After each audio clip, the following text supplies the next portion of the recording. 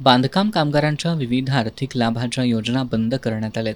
या योजना पुन्हा सुरू करण्याच्या मागणीसाठी आज महाराष्ट्र कामगार सेना प्रणित महाराष्ट्र बांधकाम कामगार सेनेच्या नेतृत्वाखाली बांधकाम कामगारांनी इचलकरंजीतील सहाय्यक कामगार आयुक्त कार्यालयावर मोर्चा काढला.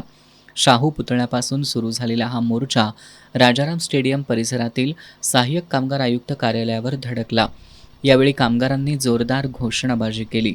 बांधकाम कामगारांच्या मुलांना शिष्यवृत्ती मिळावी, इंजिनिअरिंग आणि वैद्यकीय शिक्षणासाठी अनुदान द्यावं, कामगारांच्या वारसांना मिळणारी मदत मिळावी आदी मागण्यांचं निवेदन सहाय्यक कामगार आयुक्त जानकी भोईटे यांना देण्यात आलं.